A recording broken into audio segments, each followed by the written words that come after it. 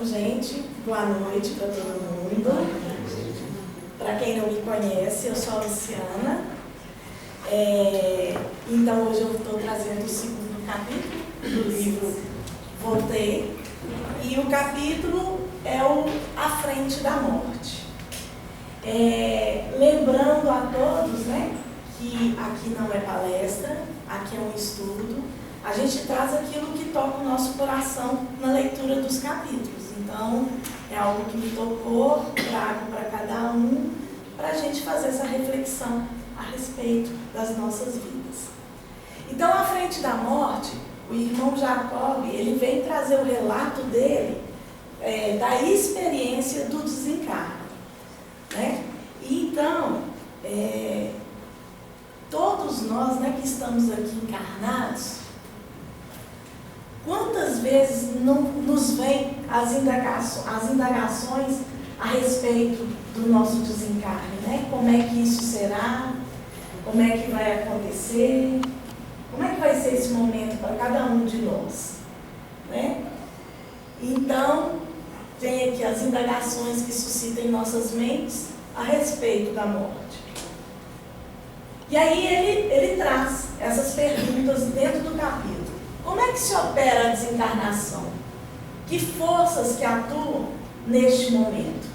Né? Então ele vai vir trazendo esse relato todo para a gente de como aconteceu com ele quando ele estava aqui encarnado na Terra.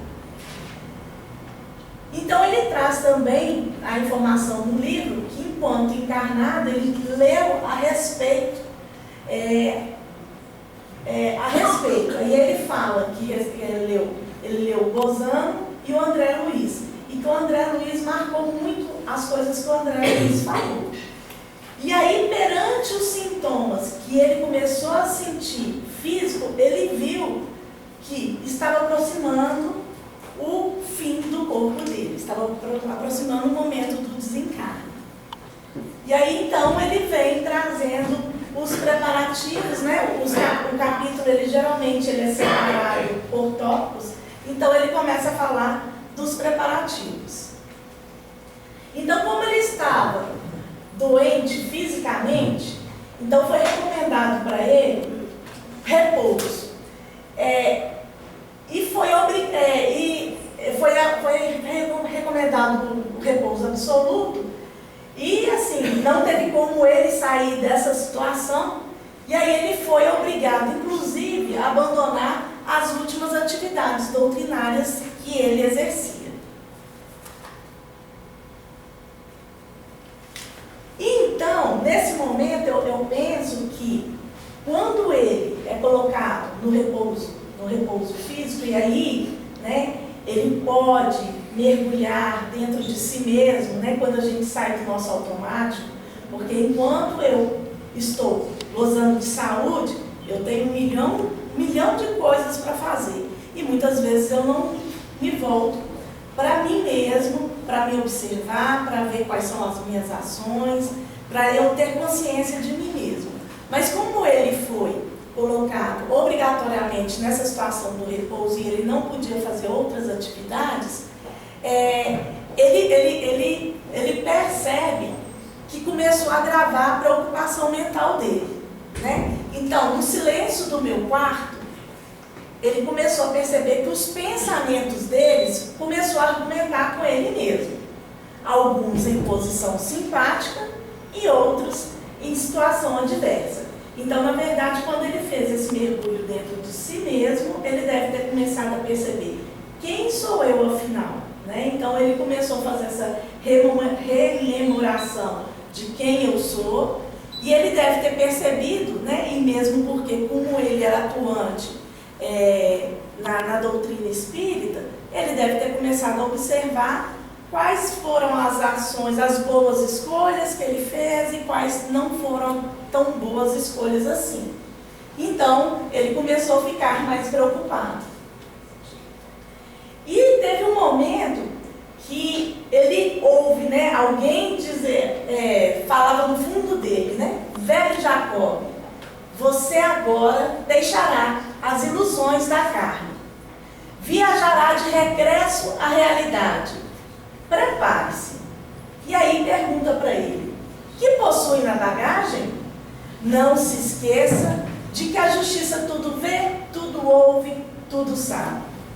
E aí, então, na hora que eu li esse pedacinho, eu lembrei que tem uma lição dentro do Evangelho segundo o Espiritismo, que é o capítulo 16, que fala: não se pode servir a Deus e a Mamon. E isso fica, uma das instruções dos Espíritos que vem, eu vou ler só alguns pedacinhos, né?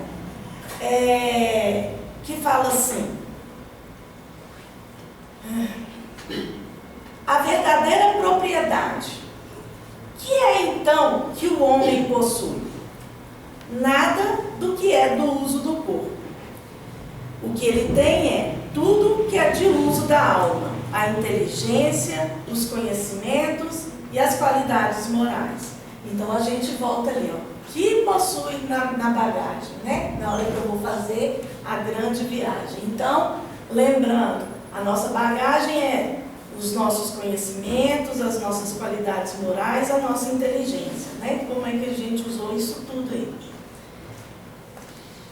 Aí vem falando,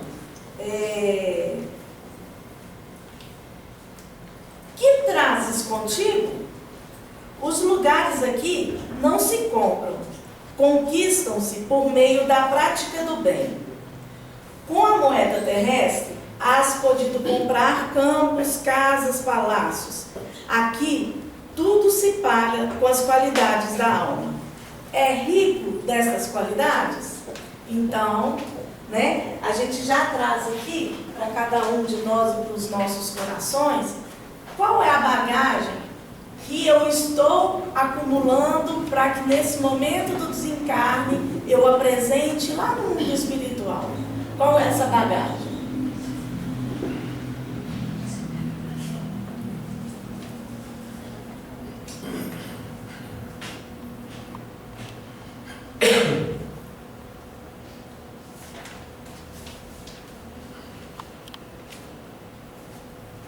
Aí ele vai e fala assim, que com a questão dele estar de repouso, e ele foi vendo que ele foi ficando fisicamente mais frágil, né? Ele foi percebendo que ele começou a ficar mais enternecido e sentimentalista. Por quê? Porque ele já tinha,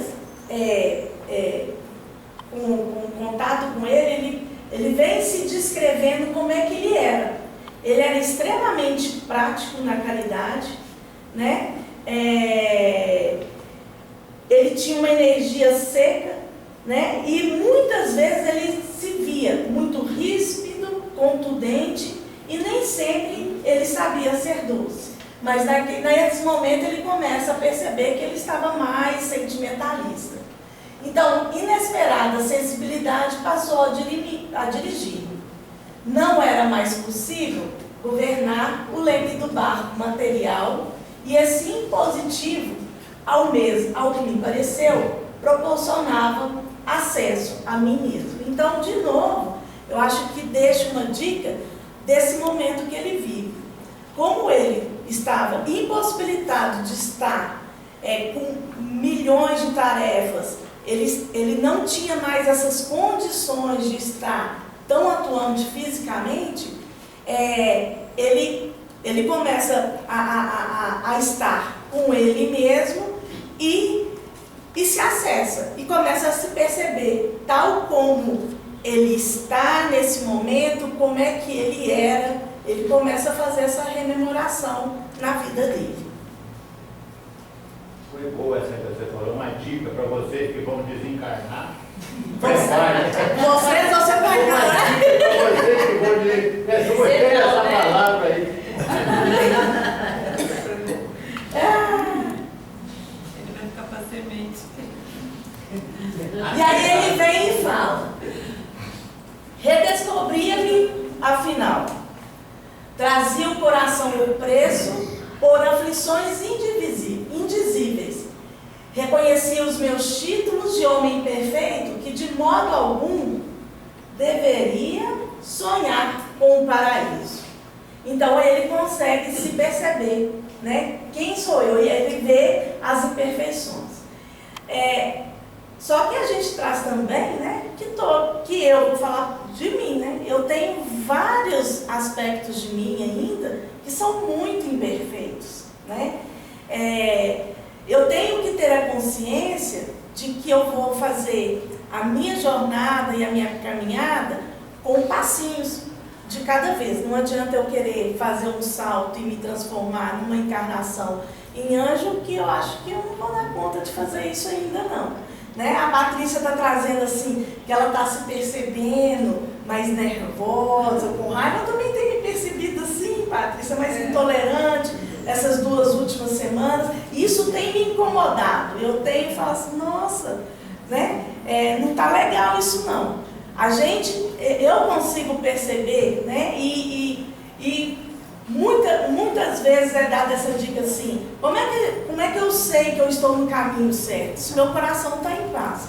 E esses dias o meu coração não tem andado muito em paz, não. Eu tenho me percebido não muito legal. Posso melhorar, né? Então, de eu estar trazendo isso para mim, estar me observando, e nesses momentos que eu vejo que não está tão bacana, eu ver o que eu posso fazer para dar uma melhorada nesse meu comportamento, né?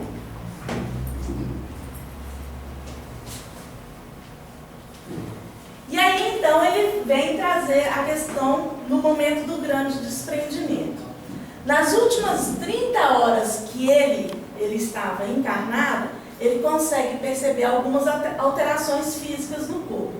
Aqui no Ismael, já foram feitos alguns estudos sobre a morte, até com um trigueirinho, né?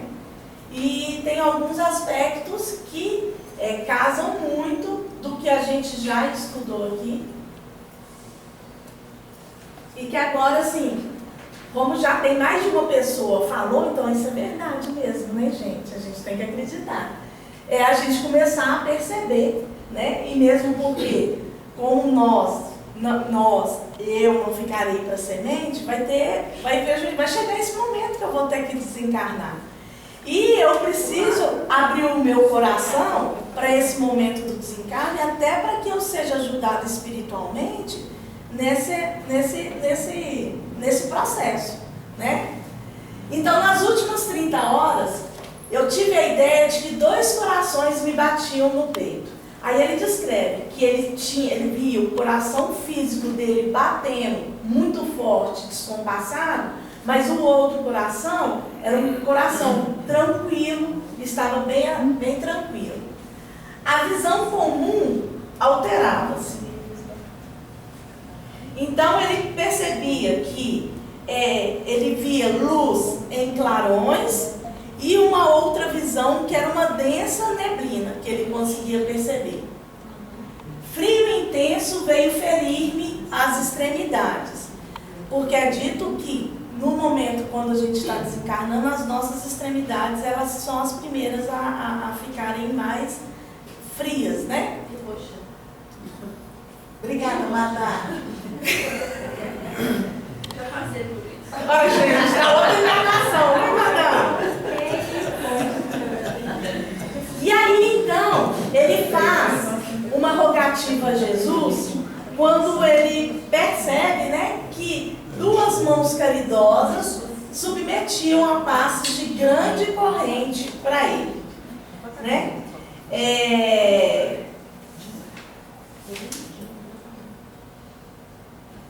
E aí ele começa a registrar sensações de esmagamento no peito.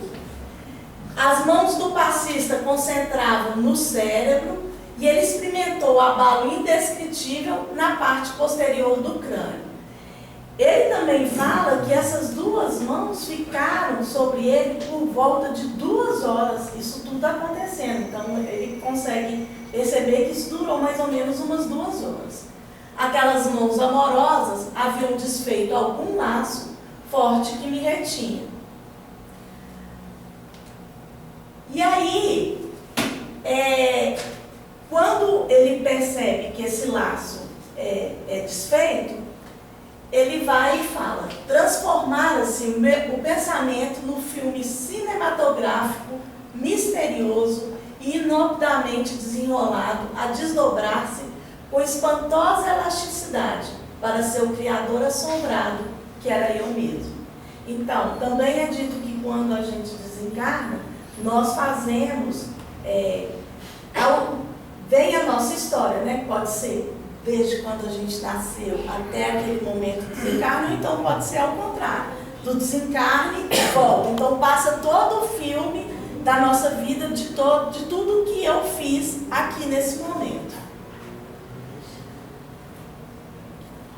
E aí ele fala, observando-me relegado às próprias obras, por que não confessar?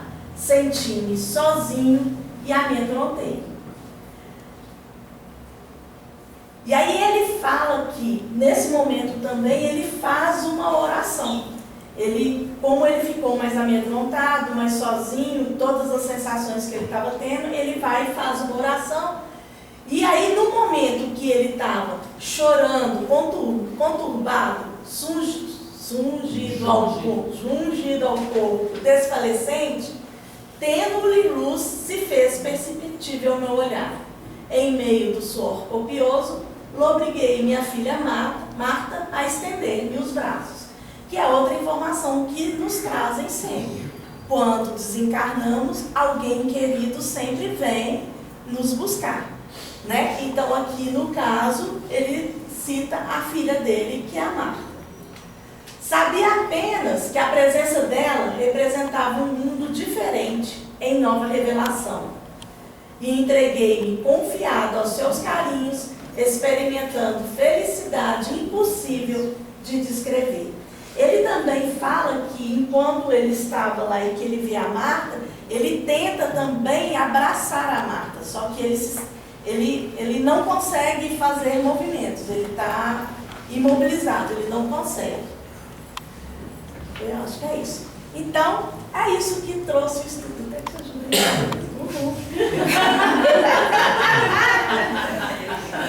Aí, eu agradeço, gente. Muito obrigada pela paciência de me ouvir. Mas basicamente é isso. Durante o ano inteiro você nos brindou com as lições muito lindas. Ano que vem você dobra a sua participação. Isso aí, é meu desejo, Madá.